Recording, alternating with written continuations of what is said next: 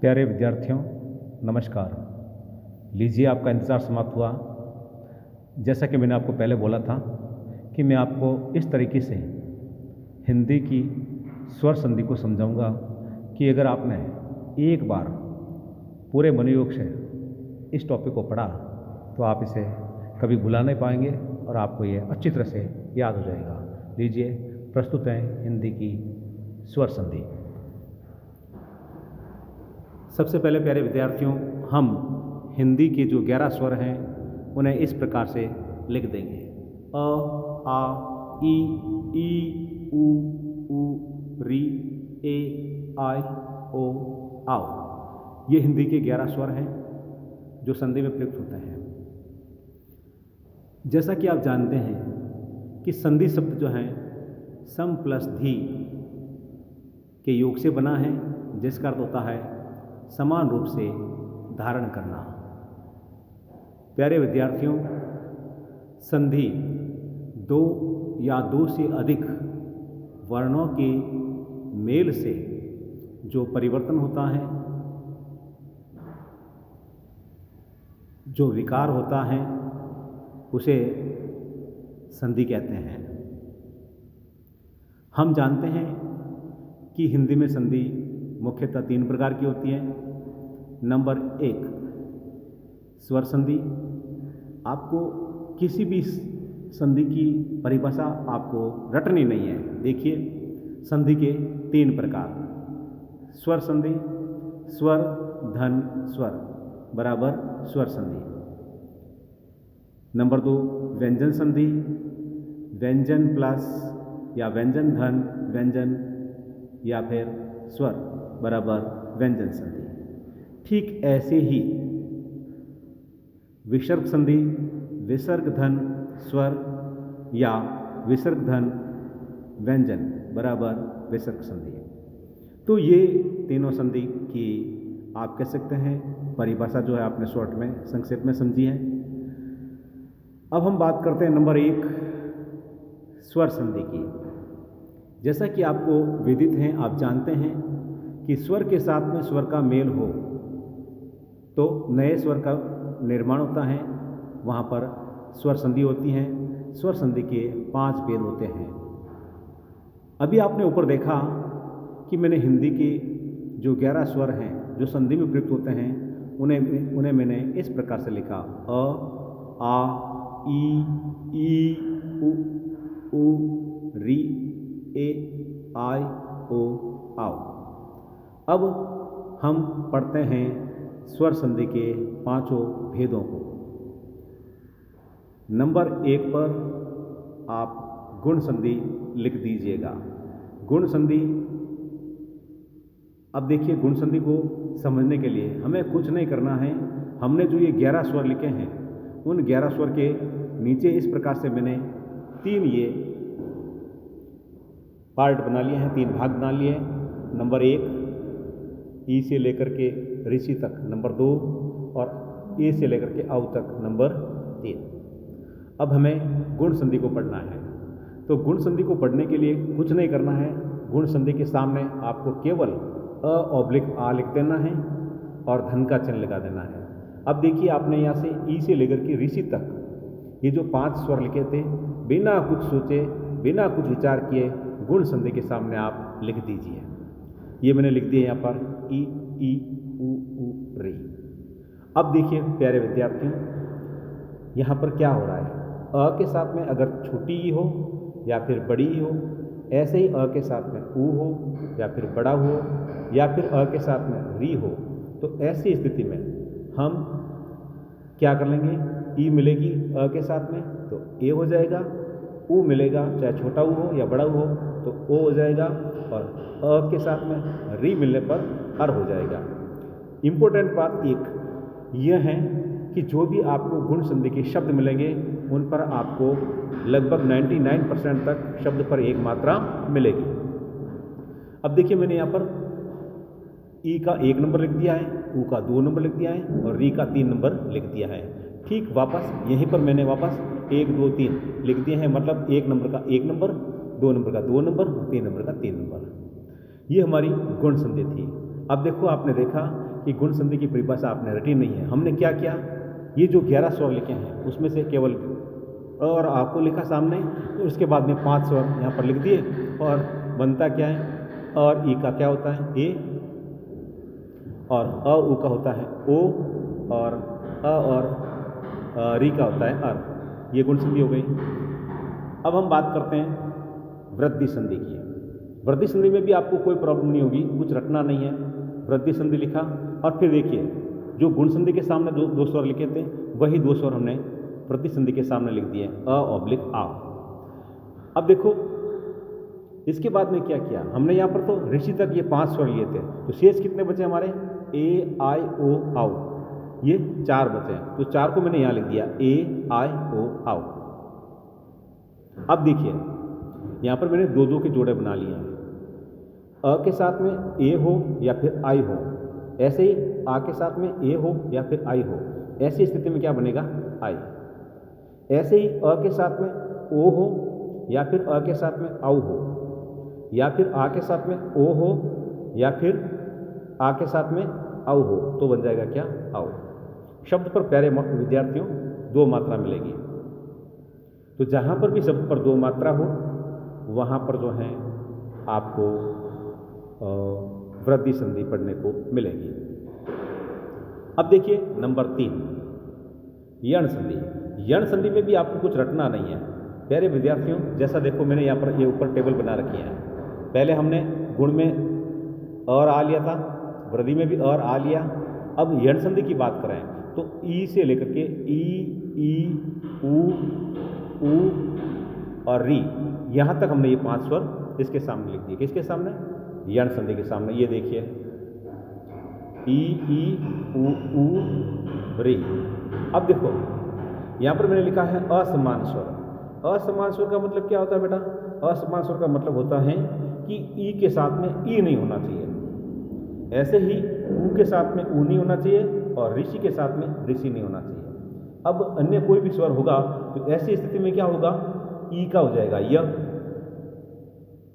जब ई के साथ कोई भी स्वर आएगा तो ई का य बनेगा।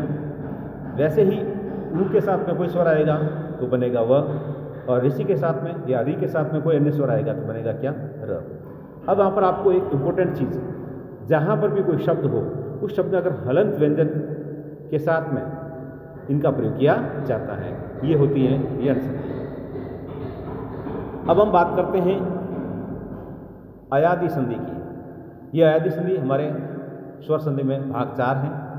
देखो यहाँ पर हमें कुछ नहीं करना है। ये देखिए पहले आपने यण संधि में ई से लेकर के ऋषि तक लिखा, अब शेष कितने बचे हैं, ए आई ओ आओ, तो इनको हम अयादि संधि के सामने लिख देते हैं, ए आई ओ आओ। अब देखिए यहाँ पर भी हमने लिखा है असमान स्वर, यानी कि यण संधि में भी ई से लेकर के ऋषि तक स्वर के सामने असमान स्वर आता है, और अयादि संधि में भी ए आई ओ औ के साथ में असमान स्वर आता है। परंतु ध्यान देने की बात क्या है कि ए के साथ में अगर कोई भी असमान स्वर आएगा तो ए का हो जाएगा आई। आई के साथ में कोई भी असमान स्वर आएगा तो बनेगा आई। ओ के साथ में असमान स्वर आएगा तो बनेगा औ, और औ के साथ में असमान स्वर आएगा तो बनेगा आओ। ये होती है हमारी अयादि संधि। अब ऐसे हम बात करते हैं दीर्घ संधि। तो दीर्घ संधि में क्या होता है, देखिए मूल स्वर के साथ में, मूल स्वर कौन कौन से हैं आपको पता ही है, अ ई उ री, इनको मूल स्वर कहते हैं। ये मूल स्वर इसलिए कहलाते हैं क्योंकि इनका और विभाजन नहीं हो सकता। अब मूल स्वर के साथ में अगर मूल स्वर हो, जैसे देखिए अ के साथ में अ हो, ई के साथ में ई हो, उ के साथ में उ हो और ऋषि के साथ में ऋषि हो, या फिर मूल स्वर के साथ में दीर्घ स्वर हो। ये मूल स्वर है अ ई उ री, और इनके साथ में दीर्घ स्वर। अ का दीर्घ क्या होता है, आ होता है। ई का क्या होता है, ई। उ का क्या होता है, उ। और ऋषि का क्या होता है, री। ऐसी स्थिति में यानी कि जब मूल स्वर के साथ में मूल स्वर हो या फिर मूल स्वर के साथ में दीर्घ स्वर हो तो दीर्घ स्वर बन जाता है आ। 2 अ मिलेंगे तो आ बन जाएगा, दोनों ई मिलेंगे तो ई हो जाएगा। ऐसे ही दोनों उ हो तो हो जाएगा उ, और री का होता है री। ये संस्कृत में होता है, ये हमारे हिंदी में नहीं होता है। अब देखिए नरेश, नरेंद्र, महर्षि, महेश, ये सभी गुण संधि के उदाहरण हैं। लीजिए यहाँ पर देखिए, नर धन ईश बराबर नरेश। अ और ई यहाँ पर मिल रहे हैं, अ और ई मिल रहे हैं, इसीलिए यहाँ पर गुण संधि है। ये देखिए यहाँ पर अ और ई मिल रहे हैं, क्या बन रहा है? ए की मात्रा लग रही है यहाँ पर। ये देखिए नरे में ड्र पर ए की मात्रा है, इसलिए यहाँ पर गुण संधि है। तो नर प्लस ईश बराबर नरेश, अ और ई मिले हैं, इसीलिए यहाँ पर गुण संधि हुई। ऐसे ही नर धन इंद्र बराबर नरेंद्र, यहाँ पर भी जो है अ और ई का मेल हुआ तो ए की मात्रा बन गई। यहाँ पर देखिए महाधन ऋषि बराबर महर्षि, आ प्लस री बराबर महर्षि, तो ये भी हो गई गुण संधि। अब देखिए महत्वपूर्ण बात, जैसा कि मैंने कहा कि गुण संधि में आपको एक मात्रा मिलेगी, तो यहाँ पर देखो एक मात्रा है ए, यहाँ पर भी एक, यहाँ पर जो है अर है। अब हम बात करते हैं वृद्धि संधि की। तो देखिए शब्द के ऊपर कितनी मात्रा है? यहाँ पर दो, यहाँ पर भी कितनी मात्रा है? दो। अब देखिए सदा धन एव बराबर सदैव, महाधन ओज बराबर महोज। तो ये सदैव और महोज ये वृद्धि संधि के उदाहरण हैं। आशा कर रहा हूं आपको समझ में आ रहा होगा। अब देखिए प्यारे विद्यार्थियों, यण संधि, जैसा कि मैंने कहा कि जहां पर हलंत व्यंजन हो वहां पर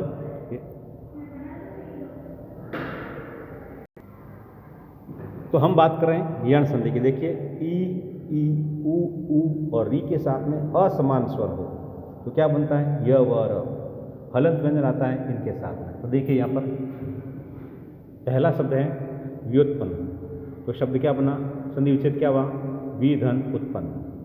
ऐसे शब्द हैं प्रत्युष, क्या हो गया? प्रतिधन पुष। ऐसे ही है वधुआगमन, तो वधुधन आगमन, प्रत्यंचा प्रतिधन अंचा। इसको मैं आपको थोड़ा समझा देता हूँ। एक बार वधुआगमन का समझ लीजिए। देखिए शब्द है वधुआगमन, शब्द है हमारा वधुआगमन। हम इसके संधि विच्छेद तक पहुँचने के लिए हम इसको इस प्रकार से लिख सकते हैं, व ध वा धन ग धन म धन न। हम इसके टुकड़े करें। देखिए व हलंत, व में से बाहर निकाला अ, द हलंत, द में से बाहर निकाला व के साथ में आ, फिर हमने लिखा ग हलंत, फिर म, फिर हलंत और न अ। अब हमें सिर्फ इतना ही देखना है। क्या देखना है? कि ये व है, व किसके साथ में? ध के साथ। जैसा कि मैंने कहा था कि यण संधि में हलंत व्यंजन जो होगा वहाँ पर वो संधि होगी यण संधि। देखो व का व के साथ में अब मिला, व पूरा हो गया। ध है, अब ध के साथ में ये क्या है?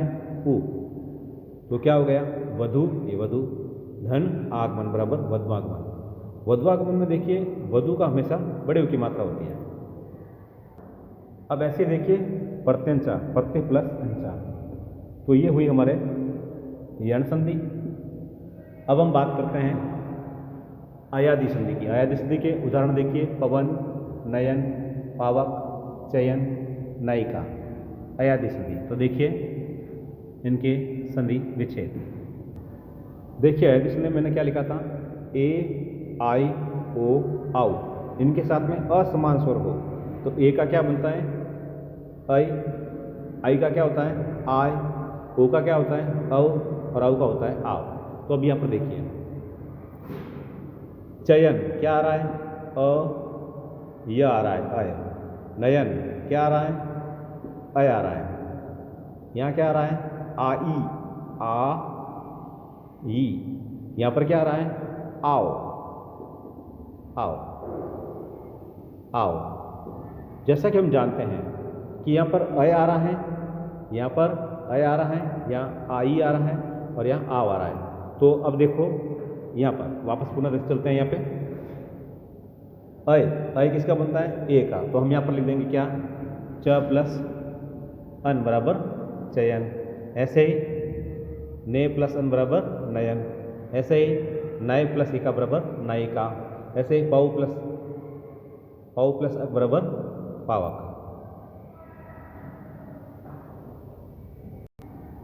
अब देखिए दीर्घ संधि नदीश, विद्यालय, भानुदय, ये दीर्घ संधि के उदाहरण हैं।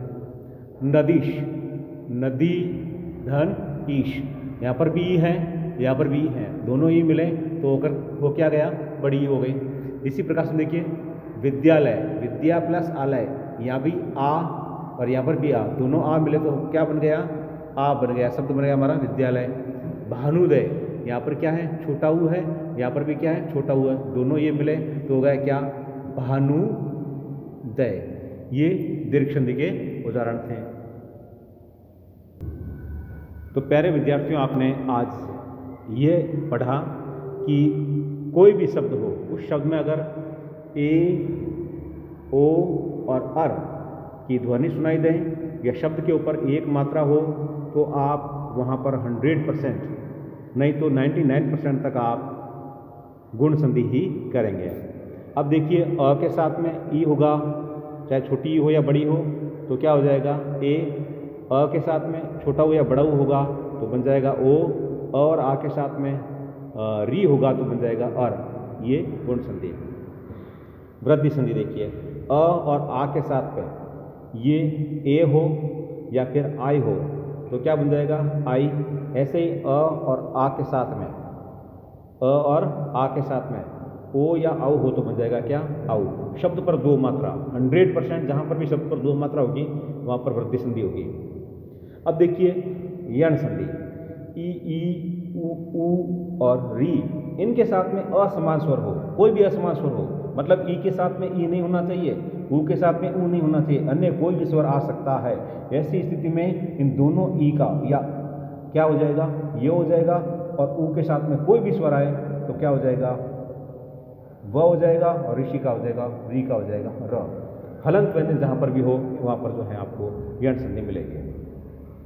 ऐसे ही अयादि संधि देखिए ए, आई, ओ, आओ के साथ में कोई असमान स्वर हो तो ऐसी स्थिति में ए का अय होता है, आई का आय, और ओ का औ और औ का आ हो जाता है। यहाँ पर मैंने नंबर लगा दिया 1 2 3 4, यहाँ पर भी देख लीजिए 1 2 3 एंड 4।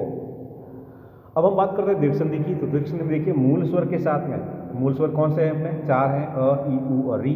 इनके साथ में मूल स्वर आए या फिर मूल स्वर के साथ में दीर्घ स्वर आए तो दीर्घ संधि होती है। और इम्पोर्टेंट बात यह कि री के जो हैं संस्कृत में ही उदाहरण मिलते हैं, अपनी हिंदी में नहीं है। ये उदाहरण आप देख लीजिएगा एक बार। नरेश, नरेंद्र, महर्षि, महेश, ये गुण संधि।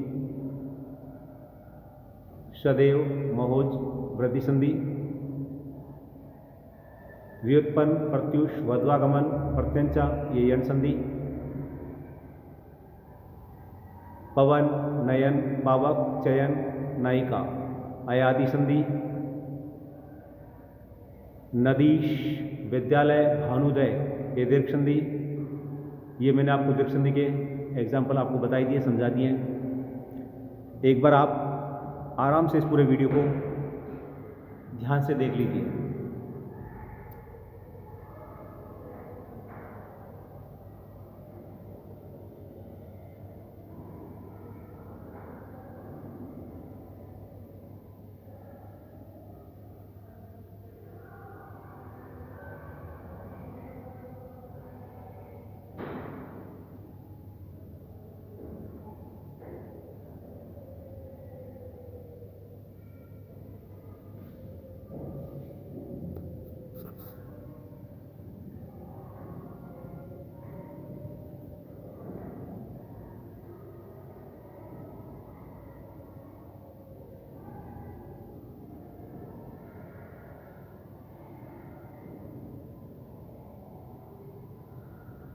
मैं आशा करता हूँ मेरे वीडियो से आप अच्छी तरह से संतुष्ट